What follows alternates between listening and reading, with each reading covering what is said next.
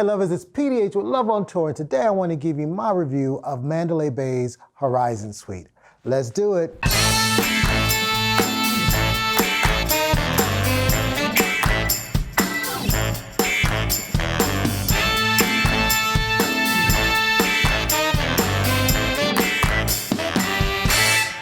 So very similar to some of the other Mandalay Bay specialty suites, there are not a lot of these Horizon suites, and they contain themselves on the corner of the building, giving you almost 180-degree angle of window, floor to ceiling window that is, views of the Strip and also the airport around the way. It's a relatively large suite. I'm going to put the square footage down on the screen. I believe it's somewhere around 2,000 square feet. This suite is made for entertaining. It is built that way. It has a very large, beautiful foyer with nice tile work, a beautiful entryway. And as soon as you come around from entering into the room, there is a massive bar with a television behind it, and it is set up really to be serving drinks and appetizers and things of that nature. Now, something else that was very deliberate, obviously, in terms of setting this up as an entertaining suite is the two seating areas. There's the area that I'm sitting in, which has a couple of chairs and table, and then there's another area over there in the corner with another large TV. Let me tell you, good work on the large TV, Mandalay Bay, which also has a nice wraparound couch that is definitely big enough to seat quite a few people there.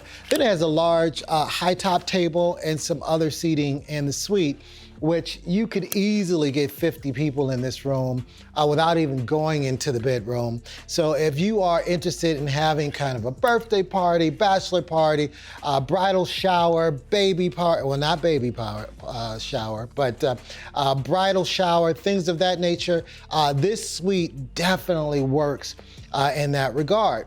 You know, some of the outstanding features besides the bar is all of the seating area that I just spoke about, but not just here in the living space, but also in the bedroom. As soon as you walk through the bedroom door, there is a beautiful purple chaise lounge that is a great sitting space to read, look out the window, throw on your jazz, have a glass of wine, and then to the side of that is actually a computer desk that was perfect for working.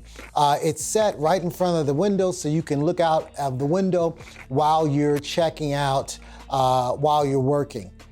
The other element of this room that I really did appreciate was the large bathroom set up behind the bar. Now, a guest bathroom is a minimum for me, as you know, but this bathroom was large. It even had seating area inside the bathroom. Reminds me of kind of the bathroom in the club where the girls go in, they sit while the other one's getting ready, and they fixing their clothes and their dress and all that kind of jazz. Y'all know what I'm talking about. Quit playing. Y'all know what I'm talking about. So I love the bathroom, the guest bathroom, and the way that's set up. Now back again into the bedroom area, there's a large king-size bed which is set at an angle so that you can really take advantage of those large floor-to-ceiling windows that I was talking about. A lot of the other suites, the bed is kind of parallel to the window, so you have to look sideways to look outside, but you can look straight ahead and bypass the television and still have a nice view of the planes coming in, the helicopters, because the room I'm in, I'm sitting right across from the airport, but didn't hear any planes. The bathroom is set up so nicely that it has a large soaking tub, and I got in this tub after cleaning it, of course, but it was really large and deep, and I enjoyed being able to take a soak there. And then the shower, my goodness, you could probably fit 20 people in that shower. Now, I don't know what you'd be doing in the shower with 20 people, but you could get them in there. And it's a steam shower also, which was really nice. Took a nice steam, and it worked very well. Now, while this suite had a lot of space to it, and I love the color scheme with the purples and the earth tones, it was really kind of snazzy. I dug that. But it is kind of showing its age. The first thing that I noticed is that the soundproofing between the suites up and down was horrible. About 4 o'clock in the morning, the suite upstairs had a phone ringing that wouldn't shut off. I mean, it rung, the suite phone rung for at least 20 minutes. You could also hear the walking around upstairs, and that's not as uncommon. There was actually some masking tape or some kind of tape in the corner of one of the windsills, which I thought was a little nutty.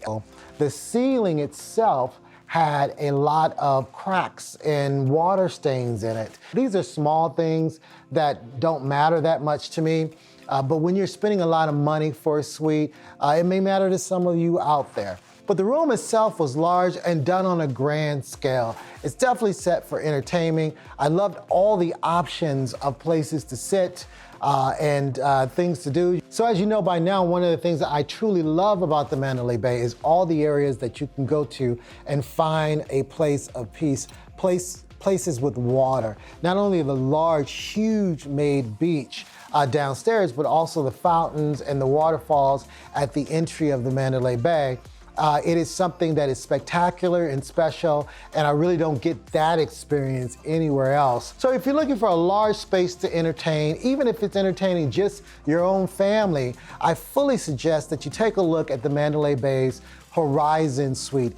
I believe with the room costs, room taxes, and resort fees, I paid just over $300 a night for a 3-night stay midweek here in Las Vegas. So that's gonna do it for this episode of Love on Tour. Remember, love above all, love will travel, and I'll catch you next time. Peace.